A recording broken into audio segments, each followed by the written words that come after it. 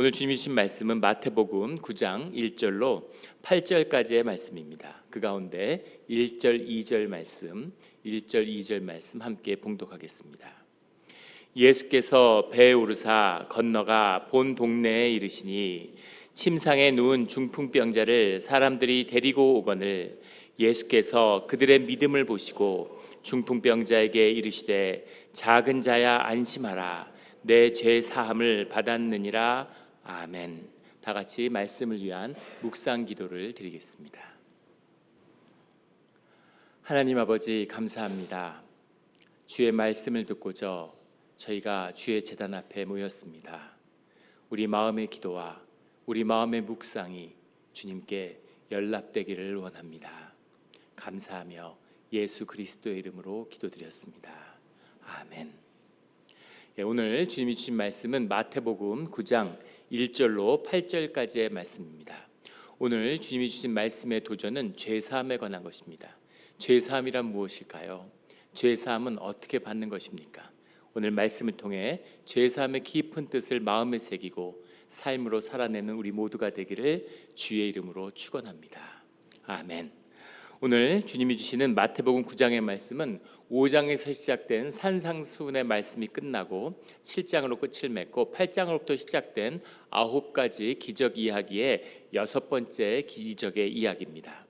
그 9번의 이적의 이야기는 3개씩 주제를 이루고 있는데 첫 번째 3가지 이적의 이야기의 핵심적인 주제는 나를 따르라 라고 하는 주님의 초청이셨죠.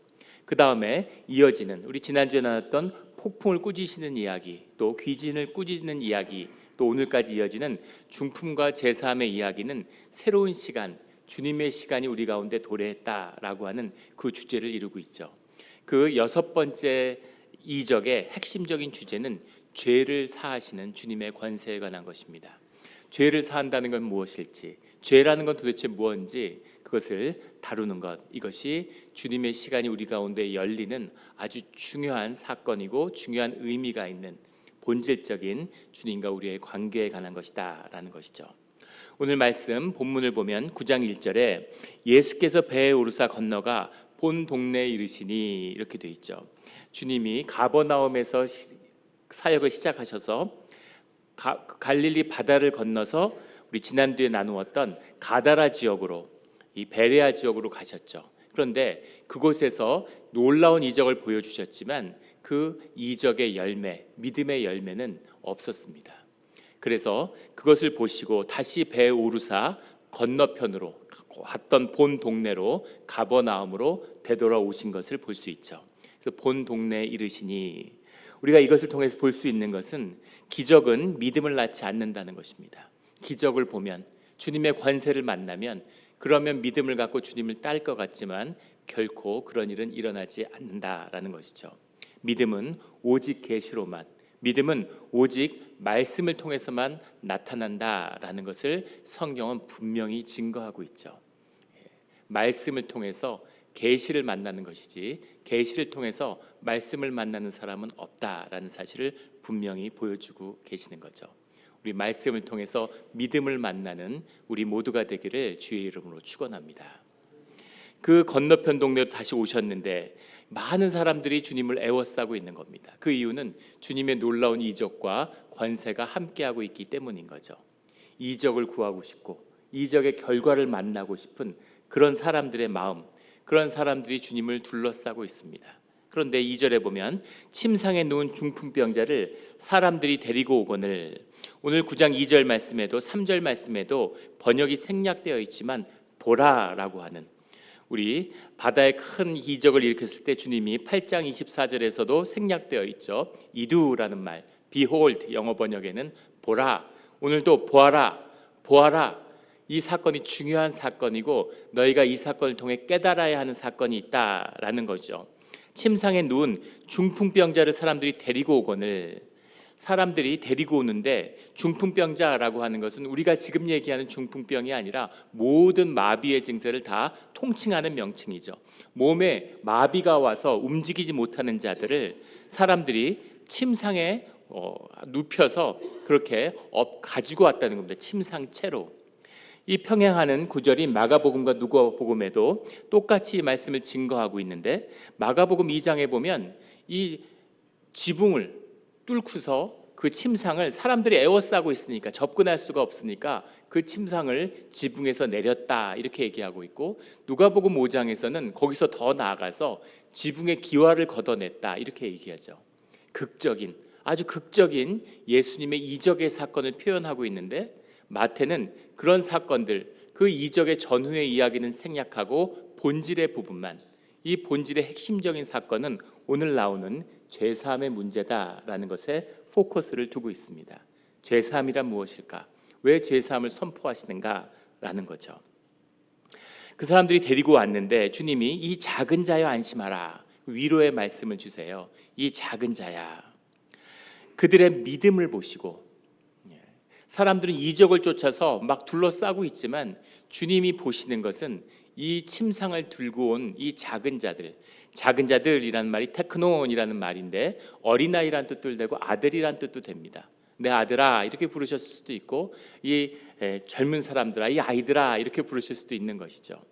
주님의 공생에 시작한 나이가 30대 초반인 것을 생각하면 아픈 사람도, 이들을 짊어지고 온 사람들도 청년들이거나 더 어렸을 수도 있습니다. 주님이 안타까운 마음, 어쩌다 이 어린 나이에 이렇게 몸이 마비됐냐, 또 그 친구를 위해서, 아마도 친구들이었겠죠, 믿음을 가지고. 어떤 믿음입니까? 주님의 말씀을 받고 메시아의 계시를, 그 계시 가운데 하나님을 만난 것입니까? 그런 건 아니겠죠. 근데 이들에게는 믿음이 한 가지 있어요. 주님한테 나아가면, 우리가 주님한테 데려가기만 하면 주님이 말씀으로 고쳐주실 것이라고 하는 그 확고한 믿음이 있기 때문에 자기 친구를 침상에 둘러매고 그 침상을 메고 여기까지 온 것이겠죠. 주님이 그 믿음을 보시고 이 작은 자야 안심하라, 괜찮다, 잘 왔다, 이제 됐다, 이런 안심하는 말씀을 주고 계시는 겁니다. 그런데 이 작은 자야 내가 일어나 걸어라, 이 작은 자야 내 병이 나았다, 이렇게 말씀하셨으면 별 큰 사건이 되지 않았겠죠. 주님이 행하시는 많은 이적 가운데 하나였을 겁니다. 근데 오늘 말씀 가운데 중요한 것은 내가 내 죄사함을 받았다라고 하는 이 말씀 때문이죠. 주님이 뜬금없이 사람들의 눈에는 네가 죄사함을 받았느니라 라는 말씀을 먼저 선포하셨다는 거예요. 그러자 3절에 어떤 서기관들이 속으로 이르되 이 사람이 신성을 모독하는도다. 서기관이라고 그러면 사두개인들이겠죠. 그 시대의 정교 일치 사회에서 가장 권력의, 그 사회의 정점에 있는 자들입니다. 이들은 종교적으로는 아주 열심히 있는 사람들이지만은 헬라어를 수용하고 문화적으로는, 정치적으로는 로마의 지배에 협조하는 자들이죠. 바리새인들이 헬라어를 거부하고 로마 지배에 저항을 하고 한다면 사두개인들은 완전한 그 사회의 정점, 중심부에 있는 사람들입니다. 그리고 그들 중에 서기관들이라고 했으니까 성경 박사들이죠. 가장 성경을 잘 알고 성경을 연구하고 교리적으로, 법적으로 거기에 대한 주석을 달고 답을 해주는 그 전문가들, 그 사두개인들, 서기관들이 그 무리 가운데 섞여 있었다는 겁니다. 그런데 이 서기관들이 받은 충격은 이루 말할 수 없었겠죠. 죄사함을 받아라? 죄사함이라는 것은 여기 오늘 말씀에 나오는 죄라고 하는 게 하말티아라는 말이잖아요. 우리가 너무나 잘 아는 말이죠. 이 화살이 관역을 비껴나갔다, 이런 얘기입니다. 하나님의 뜻에 어긋난, 하나님의 뜻에 벗어난 것이 죄죠. 그런 의미에서 본다면 죄는 하나님을 향한 것이고 우리 모두는 죄인일 수밖에 없습니다.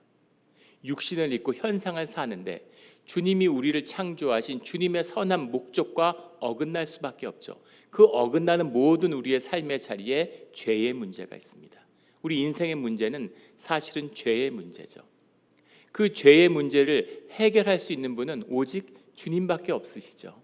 그래서 속죄제를 드리고 성전에 나아가서 주님께 희생제물을 드리고 대속죄일 날 대제사장이 목숨을 걸고 그 죄를 주님 앞에 나아가서 매게 하는 그런 제사를 지내는 겁니다. 그런데 대제사장도 아니고 성전도 아니고 갈릴리의 바닷가에서, 가버나움에서 이 들것에 실려온, 이 침상채로 들려온 청년에게 죄사함을 받았다라고 선포하니까 청천벽력인 거죠. 아마 사두개인들이 엄청난 충격을 받았을 거예요. 사함을 받았다. 사함이라는 게 아피엔타 이런 말인데 아포라와 히에미라는 말이 붙은 거죠. 아포라는 건 뭐 from, 히에미라는 건 뭐 to send, to go 이런 거니까 send away, 죄를 보내버렸다. 죄에서 자유하게 됐다라는 거예요. 이것을 주님이 아닌 사람이 누가 이것을 선포할 수 있겠습니까? 근데 주님이 이 말씀을 하시니까 사두개인들의 반응은 당연한 것이죠. 그들이 교리적으로 신학적으로 틀린 게 아니에요. 다만 그리스도를 통해 계시된 하나님을 만나지 못했을 뿐입니다. 그들의 반응은 어떻게 보면 자연스러울 수 있겠죠. 그런데 우리가 여기서 봐야 할 것은 무엇이냐면은 이 아프고 이 병에 묶여온 자에 대한 이 젊은 나이에 몸이 마비되어 있는 청년을 향한 어떠한 애통함도 어떠한 공감도 전혀 이 서기관들이 보여주지 않고 있다는 거죠. 애통함과 가슴 아픔이 없어요. 이렇게 젊은 사람이 가슴 아프게 이렇게 누워 있는데 얼마나 고생스러웠을까? 얼마나 보기 딱하면 저렇게 데리고 왔을까? 이런 마음이 전혀 없다는 겁니다. 왜 그럴까? 이 종교인들은 이 아픔을 보고 판단하고 정죄하는 것이죠. 그가 죄가 있기 때문에 저런 벌을 받았겠지. 뭔가 이유가 있겠지. 치러야 할 대가가 있겠지. 이렇게 보고 판단하는 것입니다. 이것은 우리 인간들에게 있어서 너무나 자연스러운 종교적인 감정이에요. 그리고 그것을 정당화해 주는 것이 종교의 이름으로 정당화된 땅의 저주입니다. 이유가 있어. 네가 뭘 잘못했잖아. 네 죄가 있겠지. 너희 부모가 무슨 죄를 졌거나 아니면 전생에 뭘 잘못했거나 뭔가 이유가 있으니까 이런 일이 있지. 인과가 있으니까 설명이 돼야지. 네 잘못이야. 너는 이런 저주를 받아 싼 거야. 이렇게 종교의 이름으로 아픈 것도 서러운데 종교의 이름으로 2번 정죄당하는 그 자리에 있는 겁니다. 그리고 그 아픔을 외면하는 거죠. 삶이 묶여있지 않으니까 내 삶의 문제가 아니니까 종교의 이름으로 교리와 율법으로 쉽게 정죄하는 아픔을 느끼지 않는 그런 종교의 문제가 있는 거예요. 이 묶임, 이 땅의 저주라고 하는 것은 굉장히 뿌리 깊은 것입니다. 원초적인 것이에요. 제가 어린 시절부터 잘 알고 있는 저희 아버지의 친구분이 한 분 평생의 친구셨어요. 60여 년의 우정을 나누고 둘도 없는 형제 이상의 친구분이 계셨습니다. 그런데 저도 그 아버지 친구분이지만 개인적인 인연이 있고 굉장히 친밀감을 느끼는 계기가 있었습니다. 그 친구분이 사고로 하반신을 못 쓰게 됐는데 하반신의 사고 때문에 몇 년을 병원에 입원해 계셨습니다. 제가 초등학교 4학년 때 일인데 그때 저도 급성 간염이 걸려서 한 2달간 병원에 입원해 있었어요. 안타까운 눈으로 보시지만 인생 가운데 가장 좋았던 시절 중에 하나입니다. 학교를 2달이나 안 가고, 뭐 특별히 치료를 할 것도 없고 병원에서 쉬는 거죠. 근데 저는 일반 병실에 계셨는데 아버지의 친구분은 특실에 있었어요. 특실은 응접실 같은 것도 있고 냉장고도 있고 TV도 있고 가면 음식이 늘 많아요. 늘 과일이 있습니다. 그래서 아침에 일어나면 일반실을 떠나서 특실에 가서 일단 TV를 켜고 앉아서 바나나를 하나 먹는 거죠. 오늘날 바나나가 아니죠. 아무도 안 먹죠 요즘 바나나를. 그때는 바나나가 진짜 귀했습니다. 그래서 바나나를 먹으면서 TV를 보면 그렇게 행복할 수가 없어요. 그래서 그때 아버지 친구분이시면 한 2달을 매일 그 병실에 가 있으니까 엄청 친해지고 친밀감을 느낀 거죠. 정말 좋은 분이셨습니다. 저희 애들 엄마가 떠났을 때도 위로의 전화를 하는데 정말 위로가 되더라고요. 위로를 하고 격려를 하고 정말 좋은 분입니다. 그런데 놀랍게도 제 결혼식 날 당연히 오시고 제일 앞자리에 앉아 계실 줄 알았는데 휠체어를 타고 그런데 결혼식에 안 오셨어요. 뭐 무슨 일이 있나 몸이 악화되셨나 걱정했는데 나중에 왜 결혼식에 안 오셨냐 그러니까 뭐라고 얘기하시냐면 야 그런 경사스러운 날에 그렇게 좋고 경사스러운 날에 야, 나 같은 사람이 거기 있으면 되겠냐 이렇게 말씀하시는 겁니다. 나 같은 사람이라는 게 어떤 건가요? 장애인인데 재수가 없는데 경사스럽고 좋은 날인데 그런 날에 안 좋은 영향을 주면 안 되지. 우리 마음속 깊은 곳에 그런 땅의 저주가 있습니다. 내가 저주를 받았어. 나는 재수가 없어. 하는 일마다 좋은 일이 없어. 도대체 그런 저주를 우리가 왜 묶이게 된 것입니까? 그리고 그 저주에서 생명은 어떻게 풀려나나요? 아주 본질적인 도전의 문제가 있는 것이죠. 오늘 주님이 그 너에게 죄사함을 준다라고 말씀하시는데, 죄사함을 준다라는 말씀을 통해서 우리가 먼저 기억해야 할 것은, 주님은 기적으로 자신을 증명하거나 자신을 정당화하실 이유가 전혀 없다는 겁니다. 당신이 누구인지를 드러내기 위해서, 당신이 누구인지를 입증하기 위해서 기적을 행하시는 게 아니에요. 심지어는 그 기적을 통해서 아직 때가 이르지 않았기 때문에 당신이 누구에 대한신가 하는 것에 대한 계시를, 그리스도 되심을 제자들에게 아직 발설하지 말아라, 비밀로 하라 라고 말씀하고 계시죠. 그럼에도 불구하고 오늘 죄사함을 선포하는 이유는 무엇일까요? 거기다가 이 서기관들이 보고 있고 사두개인들이 둘러싸고 있는데, 얼마나 이게 논쟁적이며, 바리새인 더 말할 것도 없겠죠. 얼마나 위험한 상황이고 얼마나 어떤 논쟁적인 모습을, 사고를 만들지를 아실 텐데 왜 굳이 죄사함을 말씀하셨을까라는 거죠. 그 이유는 죄사함이 먼저 있어야 하기 때문입니다. 죄사함이 있어야 된다는 얘기는 뭔가 이 사람이 죄가 있기 때문에 신통력으로 그 죄를 알아서 그 죄의 문제를 해결했다는 뜻이 아니라, 죄사함이라는 것이 우리가 묶여있는 땅의 저주를 푸는 첫 번째 단계가 죄사함이라는 그 근본적인 문제가 있기 때문이라는 거죠. 죄사함이 먼저 현실이 되고, 기적이라고 하는 것은 이미 일어난 계시의 사건을 가리키는 사인에 불과한 것이죠. 그래서 죄사함이 먼저 현실이 되고, 치유는 그 현실이 인간이 인식할 수 있도록 따라오는 그림자와 같은 것이다 라는 의미가 들어 있습니다. 그 죄사함의 문제가 풀려야 되는 거죠. 그렇다면 죄사함에 풀리는 것이 무엇이냐? 그것이 우리의 첫 번째 도전이 되는 겁니다. 그런데 이 사람이 신성을 모독하는구나, 하나님이 하시는 일을 자신이 할 수 있다고 얘기해? 어떻게 이런 얘기를 할 수가 있지? 사람이 충격을 받는 거죠. 근데 4절에 보면 예수께서 그 생각을 아시고 이르시되 너희가 어찌하여 마음에 악한 생각을 하느냐. 5절에 내 죄사함을 받았느니라 하는 말과 일어나라 걸어가라 하는 말 중에 어떤 것이 쉽겠느냐 이렇게 묻고 계십니다. 어떤 것이 쉽나요? 죄사함을 받으라 하는 것과 일어나서 걸어가라 하는 것 중에 어떤 말이 쉽습니까? 쉽지 않은 주제죠. 이렇게 볼 수 있겠어요. 현상적으로 죄사함을 받아라 하는 게 쉬울 수 있겠죠. 죄사함을 받아라, 죄사함을 받았는지 안 받았는지 누가 압니까? 죄사함을 그러면 선포했으니까 받았나? 일어나서 걸어가라 하면 일어나서 걸어가는 걸 보여줘야 되잖아요. 그렇게 본다면 일어나서 걸어가라 하는 것이 어려운 얘기같이 들리죠. 그러나 본질적으로 보면 일어나서 걸어가는 건 수많은 이적들, 수많은 현상에서 일어나고 있는 이적들 중에 하나에 불과하겠죠. 랍비도, 신유의 은사를 가진 사람들도 이 치유의 이적을 행하기도 합니다. 그런데 죄사함을 받아라, 이것은 아무도 할 수 없는 일이죠. 아무도 할 수 없는 일입니다. 죄사함을 받아라 라고 말씀하시고 그 다음에 일어나서 걸어가라 이렇게 말씀하시는 거죠. 이것도 놀라운 일인데 거기서 한 발자국 더 나아가셨어요. 6절에 보면 그러나 인자가 세상에서 죄를 사하는 권능이 있는 줄을 너희로 알게 하려 하노라 이렇게 말씀하시죠. 여기서 문제가 되는 것은 인자라고 주님이 당신을 호칭했다는 겁니다. 사람의 아들, Son of Man. 왜 인자라는 게 문제가 될까요? 이것은 아마도 이 사두개인들한테는 더 큰 충격이었을 거예요. 우리 다니엘서 7장 13절 14절에 보면 이런 말씀이 나옵니다.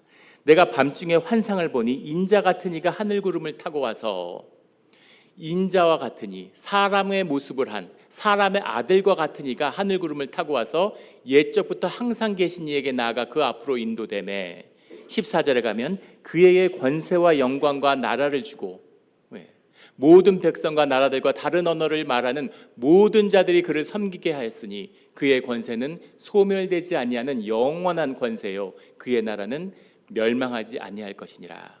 메시아가 돼서, 주님이 메시아가 돼서 이 땅에 오시는데 그 모습이 마치 사람과 같다. 사람과 같으니 하나님이 이 땅에 오시는데 꼭 사람 같아. 사람의 모습으로 오셔. 이렇게 말씀이 선포되어 있는 것이죠. 그래서 학자들은 그런 이야기를 하죠. 예수님이 그때 죽으신 것은 하나님의 아들이기 때문이 아니라 사람의 아들이기 때문에 죽은 거라고. 하나님의 아들이라는 표현은 익숙한 표현이었다는 거예요. 아버지의 유업을 행하는 자, 하나님의 뜻을 따라 사는 자를 하나님의 아들이라고 불렀습니다. 그래서 하나님의 아들이라는 표현은 흔한 표현이었다는 거죠. 문제는 주님이 자꾸 당신을 인자라고 부르신다는 거예요. 사람과 같으니 너희가 기억하는 사람과 같은 이가 여기 있다. 내가 인자다. 이렇게 얘기하시는 거죠. 이 이야기를 들으면 진짜 사도계든 머리를 다 뽑고 정말 잿가루를 뒤집어 쓰고 싶었을 거예요. 야, 세상에 저런 이야기를 하다니, 자기를 인자라고 하다니. 근데 주님은 왜 굳이 당신을 인자라고 말씀하셨을까라는 것이 오늘의 또 하나 더 중요한 도전입니다. 당신이 메시아임을 드러내기 위해서 아니라고 말씀을 나눴죠. 당신은 왜 이런 죽음을 자초하고 핍박을 자초하는 이 말씀을 통해서 굳이 인자라고 말씀하셨을까라는 거죠. 인자의 비밀이 무엇일까? 8절에는 무리가 보고 두려워하며 이런 권능을 사람에게 주신 하나님께 영광을 돌린다. 사람이라고 했는데 여기서는 안트로포이스라고 하는 복수로 사람들에게 주신 것을 이렇게 이야기합니다. 인자란 표현과 사람에게 이러한 영광을 주신 것을, 사람에게 어떠한 영광을 주셨을까요? 주님이 사람이 받은 영광에 대해서 무슨 말씀을 하시려는 겁니까? 그 제3의 이야기가 오늘 이 중풍병자에게 나타나고 있죠. 일어나 너의 집으로 가라. 그냥 집으로 가라 그러는데 아무 집이라 가라는 것이 아니라 너의 집으로 돌아가라. 그러니까 그가 자기가 실려왔던 그 침상을 들고서 자기의 집으로 돌아갔다. 이렇게 원문에 되어 있습니다. 자기의 집으로 돌아간 단순한 삶의 아픔이 아니라 그 아픔과 그 마비 증세로 인해서 삶이 무너지고 깨어졌겠죠. 그 파괴된 삶, 단순히 아픈 게 낫는다고 삶의 문제가 해결되지 않아요. 내 삶을 묻고 있는 내 삶의 문제가 있습니다. 폐암에 걸리고 폐병에 걸려서 고통받는 사람을 생각해 보세요. 신유의 은사가 임해서 폐암을 낳았다고 한번 생각해 봅시다. 폐암이 나았는데 그게 무슨 의미가 있을까요? 그냥 폐암에 걸린 걸까요? 평생 담배를 하루에 2갑, 3갑을 담배를 수십 년간 피워왔습니다. 폐암을 고치면 뭘 할까요? 또 폐암에 걸릴 텐데. 내 삶을 묻고 있는 삶이 치유되지 않으면 내 삶의 증세와 현상과 조건을 바꾼다고 해서 내 삶을 그 벼랑으로 몰고 간 아무것도 변화되지 않는다는 겁니다. 삶의 문제가 회복되어야, 그 삶의 조건이 치유되어야지만이, 그래야 새로운 삶의 길이 열리는 것이죠.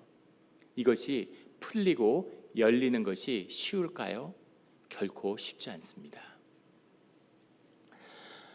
마약에 관한 한 다큐를 봤는데 정말 마약이라는 게 정말 무섭죠. 역사가 지난 뒤에 세상의 사가들은 미국은, 소련은 핵무기 때문에 망했고 미국은 마약 때문에 망했다 이렇게 기록할 거라고 할 것처럼 1년에 10,000명이 넘는 청년들이 마약 오버도스로 죽어가고 있습니다. 전쟁에서 10,000명이 죽었다 그러면 난리가 났겠죠. 근데 10,000명이 넘는 사람이 마약으로 죽어도 세상이 무감각해요. 더 놀라운 것은 그 미국인들의 가장 보수적으로 보는 게 15%, 가장 크게 보는 건 25%, 성인 4명 중에 1명이 마약 중독에 빠져 있을 것으로 봅니다. 마약 시장의 규모와 죽는 사람들의 분포나 퍼센테이지를 따지면 이제 그런 의학적인 결론이 나온다는 거죠. 중산층의 동네일수록, 잘 사는 동네일수록 마약 문제는 더 심각하다는 거예요. 아이들을 키우면서 아이들한테 들어봐도 고등학교에서부터, 심지어 중학교에서도 아이들이 마약을 갖고 와서 학교에서 매매하는 일들이 벌어진다고 합니다. 중고등학생들이 어디서 마약이 났을까요? 무슨 돈으로 마약을 샀을까요? 부모의 마약을 가지고 오는 거죠. 그 마약의 문제, 사람이 절대 끊지 못하는 마약 중에 제일 심각한 마약, 사회적인 피해를 기준으로 하고 정신적인 의존성, 육체적인 의존성, 3가지 카테고리로 정해서 마약의 의존도를 조사하는데 그 중에 가장 심각한 마약이 뭐겠습니까? 술입니다. 전 깜짝 놀랐는데 항상 그렇듯 담담하게 술이 제일 심각한 마약이라는 거예요. 인류가 끊지 못하는 마약. 담배도 못지 않습니다. 담배와 술을 못 끊는데요. 몸에 들어온 니코틴이 해독되는 데에는 그 들어와 있는 시간의 2배의 기간이 필요하답니다. 20년 담배 폈으면 40년을 피우지 않아야 몸에서 담배가 나간다는 거예요, 니코틴이. 그래서 우리는 담배를 끊었다고 생각하지만 잠깐 참고 있는 거라는 거죠. 중독은 절대 우리를 놓아주지 않는다는 겁니다. 해밍웨이라는 미국의 큰 작가죠.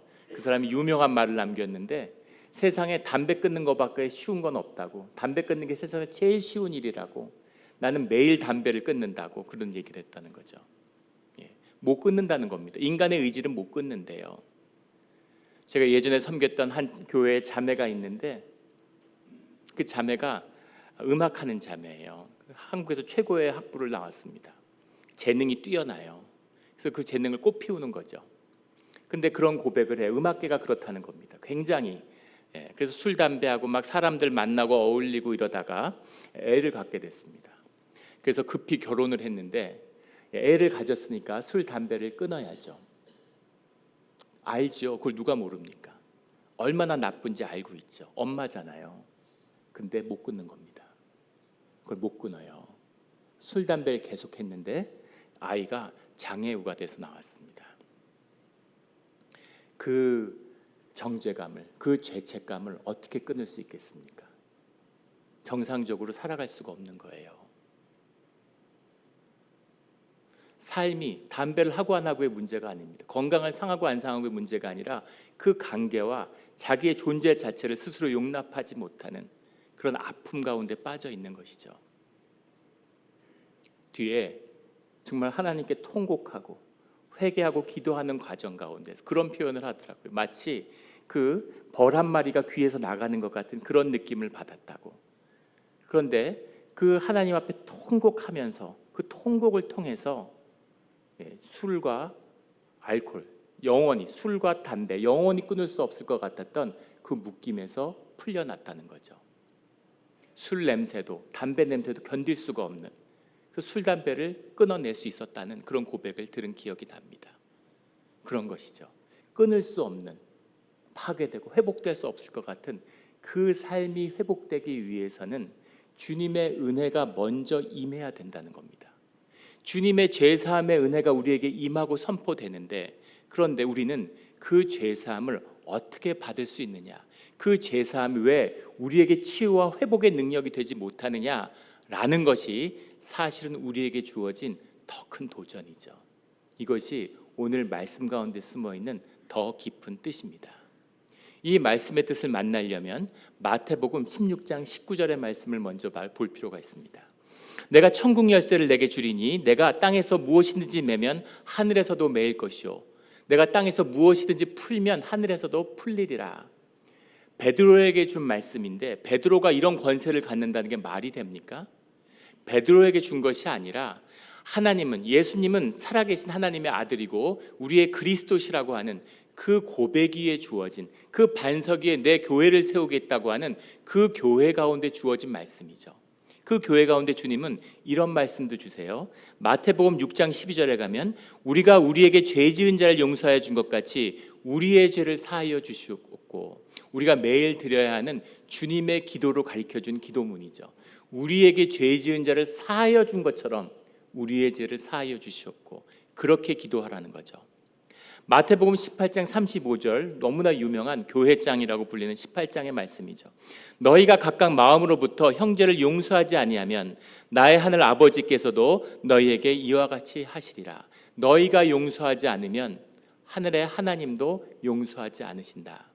하나님이 모든 걸 하세요. 하나님 우리 삶의 모든 주도권을 갖고 계신데 유일한 주도권을 우리에게 내어주신 게 딱 한 가지 있습니다. 그게 용서예요. 너희가 먼저 용서해야 된다는 겁니다. 죄사함이 뭐예요? 주님의 용서를 받는 것인데, 주님의 용서가 너의 삶에 너의 용서가 되려면 너희가 서로 용서해야 돼, 이 말씀을 주시는 거죠. 용서하지 않으면 용서가 임하지 않아. 용서하지 않으면 그 용서의 능력을 힘입을 수 없어. 너희가 서로 용서하지 않으면 땅의 저주에서 풀려날 방법이 없다, 이렇게 말씀하시는 거죠. 이것이 용서의 의미입니다. 너희가 먼저 용서해라. 그 용서가 임하면 요한복음 20장 23절에 이런 말씀이 주님의 말씀의 하이라이트입니다. 너희가 누구의 죄든지 사하면 사하여 줄 것이요 누구의 죄든지 그대로 두면 그대로 있으리라. 너희가 죄를 사하면 사하여 질 것이다. 죄를 사하는 건 하나님의 능력인데 너희가 어떻게 죄를 사해? 주님이 너희와 함께하니까. 주님의 죄사함의 능력이 너희 가운데 함께하니까 너희가 사하면 사하여진다. 누구의 죄든지 그대로 두면 그대로 있다. 이 말씀이 주님이 우리와 함께 하신다는, 사람에게 주신 하나님의 영광을 돌리리라. 사람들에게 주신 하나님께, 이러한 권능을 사람들에게 주신 하나님께 오늘 9장 8절의 말씀이죠. 너희에게 이런 권세가 있다. 이 말씀을 주님이 요한복음 14장 12절에서는 이렇게 말씀하셨습니다. 내가 진실로 진실로 너희에게 이르노니 나를 믿는 자는 내가 하는 일도 그도 할 것이요 또한 그보다 큰 일도 하리니 이는 내가 아버지께로 감이니라. 아버지께 가서 보혜사 성령이 우리와 함께하는 교회가 세워졌을 때에는 사람이 할 수 있는 하나님의 우리로서 세워진 하나님의 형상이 우리한테 나타나서 하늘의 권세가 이 땅을 다스리는, 죄를 다스리는 권세로 너희와 함께한다라는 주님의 약속이죠. 내가 하는 일을 너희도 할 수 있고 더 큰 일도 하리라. 이것이 인자의 비밀입니다. 주님이 굳이 인자란 말 쓰시는 것은 하나님이 무슨 특별한 인간으로 오시고 남다른 인간으로 오신 게 아니라 예수님이 보여주시는 그 사람됨의 모습, 사람의 모습이 너희의 모습이야. 원래 그런 모습이 돼야 돼. 그리고 그런 모습을 나와 함께 이룰 것이다 라고 하는 구원과 복음의 선포, 이것이 구원받은 인간에게 나타나야 될 하나님의 영광이다, 이렇게 말씀하시는 거죠. 이 영광을 받는, 이 영광을 세우는, 서로 용서하고 용납함으로 땅의 저주를 푸는 우리 아가페 교회가 되기를 예수 그리스도 이름으로 축원합니다. 아멘. 이 용서가 있어야 된다는 거죠. 이 용서를 만날 때 우리가 만나야 되는 또 하나의 깊은 비밀이 있습니다. 그것은 죄의 비밀이죠. 죄라는 건 뭘까? 중국의 5세대 감독이라고 불리는 첸 카이거라고 하는 감독이 있습니다. 북경 올림픽의 그 총 연출을, 세레모니를 담당했던, 할리우드에서도 여러 영화를 연출했고 세계적인 감독이죠.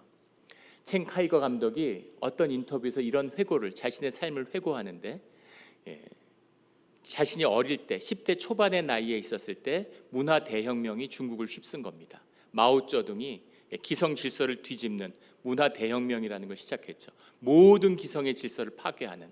그때 그 선봉에 섰던 것이 홍위병들인데, 마오의 그 사상을 실천하는 전위대 같은 청년들이 모든 불상부터 전통 있는 거 다 때려 부시고 어른들에게 고가를 씌워서 끌고 다니면서 모욕을 주고, 이런 일들을 다 홍위병들이 했죠. 그 홍위병 가운데서 아주 어린 아이들을 홍기라고 불렀다는 겁니다. 이름도 그렇죠. 붉은 귀신. 그 홍기들이 있었는데 이 첸카이거가 홍기였다는 거예요. 그래서 10대 초반의 어린 나이였는데 사람들이 그 어른들, 노인들을 박해하고 노인들을 학대하면서 그런 권위를 파괴한, 유교적 권위를 파괴하겠다고 그들에게 돌을 던지고 침을 뱉는 일들을 했다는 거예요. 거기서 한 발 더 나아가서 공중에 모인 집회에서 아버지와 어머니를 반혁명분자로 고발했다는 거죠. 지식인으로서 기존 세계에 영합하는 그런 자들로. 아버지 어머니가 공중에 끌려 나와서 온갖 모욕을 당하고 고가를 쓰고 행진을 하고 투옥되고 고문을 당하고 추방돼서 강제 노동을 살게 됐다는 겁니다. 더 비극적인 건 그렇게 홍기로 헌신했는데 첸카이거도 결국은 반동들의, 반혁명분자의 자식이니까 숙청당해서 또 하방당해서 강제 노역을 하게 됐죠. 가족과 집안과 모든 것이 쑥대밭이 된 다음에 나중에 문혁이 끝나고 사회가 진정되고 그리고 강제 노역에서 풀려나서 집으로 찾아왔는데 먼저 풀려난 아버지 어머니가 첸카이거를 맞아주더라는 거죠. 아버지 어머니가 자기 하나밖에 없는 아들을 품고 용서했다는 겁니다. 뭘 잘하고 잘못하고가 아니죠. 아들이니까 부모로서 아들을 용납하고 한 번도 아들을 정죄하거나 벌 준 적이 없죠. 아들을 있는 그대로 받아들이는 겁니다. 아들로서 잘잘못의 문제가 아닌 거죠. 마치 탕자의 비유와 같이 무슨 죄를 용납하고 안 하고 무슨 죄를 무슨 고했고 안 고했고 이런 이야기가 아니라 무슨 죄가 있던 우리를 자녀로서 용납하는 아버지의 마음, 아버지의 언약은 변함이 없는 것이죠. 문제는 무엇이냐면 첸카이거가 그런 고백을 해요. 부모는 나를 용서했지만 나는 나를 용서할 수 없었다고. 아무리 생각해도 부모한테 그런 짓을 한 자기 자신은 인간이 아닌 것이죠. 용서할 수가 없는 거예요. 그래서 평생 너무나 고통스러웠다는 겁니다. 자기 자신을 용납하고 자기 자신을 움켜쥐고 산다는 게 너무 힘겹고 어려운 일이었다고 그런 고백을 하더라고요. 내가 용서할 수 없는, 나를 용서할 수 없는 나는 도대체 누구입니까? 그걸 당한 부모가 용서를 했는데 그런 나를 용서할 수 없는 나, 그 내가 에고죠. 그것이 나의 거짓입니다. 내가 나라고 생각하는, 내가 나라고 세운 그 거짓 나, 그 거짓 나는 십자가를 만나기 전에는, 십자가의 은혜를 만나기 전에는 결코 그 에고의 나는, 십자가의 나를 못 받기 전에는 그 나에서 회복될 수 없어요. 이것이 인간 존재의 비밀입니다. 그 거짓은 왜 우리에게 생겨났을까? 그것을 성경은 이렇게 얘기하죠. 창세기 3장에 보면 처음에 죄를 지은 다음에 선악과를 낳은 결과로 뭐가 나타나냐면 가리고 나뭇잎 치마로 나를 가렸다라는 이야기가 나옵니다. 연대가 깨지고 내가 나를 나의 몸으로 인식하니까 나를 가리게 되는 거죠. 창세기 4장에 가면 가인이 죄 뒤에 피하고 유리하고 성을 쌓았다라는 얘기야. 나를 지켜야 되니까, 나의 거짓을 가려야 되니까, 세상이 다 망해도 나는 괜찮아야 되니까 나를 가리는 거죠. 그 중심에 있는 것이 죄책감이에요. 죄에 대한 정죄와 판단이 내 안에 있는 겁니다. 이것이 마귀가 우리에게 쓰는 가장 중요한 괴계라는 거예요. 그 이중에 마귀의 계계가 가지는 이중성이 있죠. 더 치명적인 겁니다. 내가 선하게 살지 못해서, 내가 거짓으로 살기 때문에, 내가 이기적이기 때문에, 내가 정욕으로 살기 때문에 그래서 죄책감을 느끼는 사람을 보신 적이 있습니까? 그런 걸로 죄책감 느끼지 않아요. 밉고 투덜대고 짜증내고 사람에게 피해를 주고 도둑질을 하고 강도질을 하고 이런 것, 내가 강도질을 했어, 도둑질을 했어 이렇게 얘기하잖아요. 그런 것엔 죄책감을 느끼는 겁니다. 죄책감을 느끼는데 나는 죄를 용납하고 내 죄를 드러낼 수 없으니까 그걸 숨기고 정죄하고 판단하게 되는 거죠. 지금도 성경의 말씀 때문에 유대인과 이슬람들은 돼지고기를 먹지 않습니다. 누가 돼지고기를 먹었다, 청년이 돼지고기를 먹었다, 그것을 정죄하고 판단할 일일까요? 돼지고기를 먹은 사람들, 저 같은 사람들은 그것을 이해하죠. 삼겹살을 먹었잖아요. 어떻게 그걸 안 먹어? 먹어야지. 그걸 이해하고 용납할 수 있는 거죠. 그 마음 충분히 이해해. 그런데 사람들 앞에 덕이 되지 않으니까 우리 같이 안 먹도록 한번 노력해 보자. 서로 격려하면서. 그럴 수도 있겠고, 그까지 돼지고기가 뭐라고 우리 같이 먹자, 뭐 이럴 수도 있겠죠. 문제는 무엇이냐면 도대체 죄가 뭐냐는 거예요. 우리의 욕망이 뭐냐는 겁니다. 죄라고 하는 것은 지으면 고백하고 회개하면 되는 거예요. 그러면 그 이야기, 죄의 이야기는 아름다운 이야기로 변합니다. 우리의 죄담이라는 것을 수용하고 죄를 품고 살아가는 정도가 우리의 인격의 척도예요. 인격이 성숙했다는 것은 죄를 용납할 수 있게 되었다는 이야기입니다. 죄와 함께 살아갈 수 있는 인격, 삶의 능력이 있다는 이야기죠. 죄와 욕망이 선이란 얘기가 아닙니다. 선은 아니죠. 하지만 동시에 악도 아니에요. 죄라는 것은 그냥 고백하고 용서를 받으면 되는 겁니다. 죄라고 하는 것이 삶의 중심 문제가 아니에요. 그런데 종교는, 세상은 마치 그게 제일 중요한 문제인 것처럼 얘기해요. 왜냐하면 죄책감이 들어오는 순간 우리는 주님의 언약을 잊어버립니다. 우리가 영원 속에 있는 약속과 축복의 자식이라는 걸 잊어버리고 현상에 반응하는 생존의 사람으로 살도록 만들죠. 이게 죄책감이에요. 죄책감이 들어오면 사람이 무기력해집니다. 남들은 다 몰라도 나는 알잖아요. 내가 죄인인 것을. 사람이 무기력해져요. 이것이 거짓의 힘이고 마귀의 역사하는 힘입니다. 죄라는 것은 용서하면 되는 거예요. 로마서 5장 20절에 죄가 더한 곳에 은혜가 넘치나니 이런 말이 있죠. 그렇다면 그럼 죄를 지을수록 좋은 것이냐? 6장 2절 말씀에 그럴 수 없느니라 라고 이야기하죠. 주님과 함께 살아가는 그 삶의 은혜, 그 귀한 것을 어떻게 죄와 비교할 수가 있겠습니까? 교회 다니는 분 중에 그런 얘기를 하는 분들이 계세요. 가끔씩 들으면 깜짝깜짝 놀랍니다. 무슨 얘기를 하냐면 이런 얘기를 해요.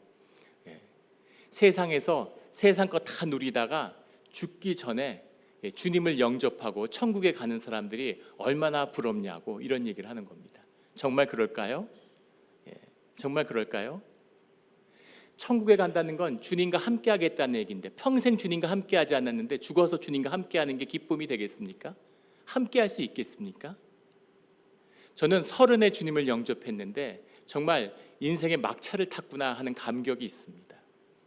신앙생활하면서 제일 안타까운 건 20대에 주님을 만났다면, 대학생 때 주님을 알았다면 얼마나 좋았을까?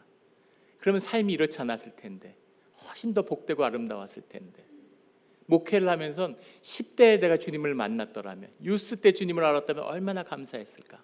세상에 그런 축복이 없었을 텐데, 이런 안타까움과 아쉬움이 있습니다. 죄를 다스리며 살아가는 그 삶이 복된 삶이 되는 것이죠. 믿음으로 살아간다는 것, 신앙으로 살아간다는 것은 인격적으로 무슨 선하고 착해야 된다는 얘기가 아니에요. 믿음이 너무 좋아서 선하기만 한 사람이, 그런 사람이 교회에 보인다면 그 사람은 위선을 행하는 이중인격자입니다. 인격은 그럴 수 없어요. 인격은 선한 것도 있지만 악한 것도 있습니다. 좋은 일을 하지만 죄를 지어요. 하지만 주님과 함께 하기 때문에 그 인격의 아름다움이 약함과 연약함과 실패와 좌절 가운데서 계속 자라고 피어나고 아름답게 만들어져 가는 주님의 구속의 아름다운 이야기로 피어나는 것입니다. 그런 아름다운 이야기, 내가 부족하고 못났지만 내가 나로서 귀하고 나로서 살아가는 이야기, 이것이 구원의 이야기잖아요. 내가 구원받았는데 천국에 가면 뭐 아름다운 모습으로 변화된대. 그런 얘기하는 분도 있습니다. 천국에 가면은 얼굴이 차은우 같이 된대. 나는 조강윤인데 천국에 가니까 얼굴이 차은우야. 무슨 은혜가 될까요? 내가 아닌데. 무슨 구원인가요? 그거는 내가 아닌데 뭘 누리겠습니까? 내가 나로서 아름답고 내가 나로서 피어나야지. 피부가 뽀해지고 하얘지면 좋겠죠. 근데 차은우가 되면 무슨 의미가 있겠어요? 아무 의미 없는 것이죠. 내가 부족하고 연약하고 못났지만 이런 내가 주님의 은혜로, 주님의 용납하심으로, 주님의 용서하심으로 함께 자라나갈 때 그때 아름답고 좋은 것이죠. 다 천국에 못 갔는데 혼자 천국에 갔어. 아는 사람이 아무도 없어. 그게 무슨 구원의 의미가 있겠습니까? 함께, 삶이 함께 피어나는 아름다운 하나님의 사랑의 이야기, 아름다운 이야기를 꽃 피워가는 용서의 이야기, 그것이 주님이 선포하시는 죄사함입니다. 죄사함이 있어야 교회고, 죄사함이 있어야 구원이고, 죄사함이 있어야 이적이 일어나고, 죄사함이 있어야 우리가 우리의 나의 나됨을 피워내는 그 비밀, 땅의 저주를 깨는 교회가 시작되는 것입니다. 주님이 오늘 우리에게 죄사함을 말씀하시는, 사람에게 이런 권능을 주신 하나님께 영광을 돌리니라, 이것이 교회를 향한 주님의 꿈이신 거죠. 이 꿈을 만나는, 이 영광을 피어나는, 모두가 용서하는, 우리 오늘 기도할 때 마음속에 품고 있는, 내가 평생에 이건 용서 못해, 내가 평생에 이 사람은 용서 못해, 그 사람을 주님의 이름으로 용서하는 이 예배 시간이 되기를 주의 이름으로 축원합니다. 그러면 우리 가운데 하나님의 나라가, 주님의 교회가 임할 것입니다. 함께 기도드리겠습니다.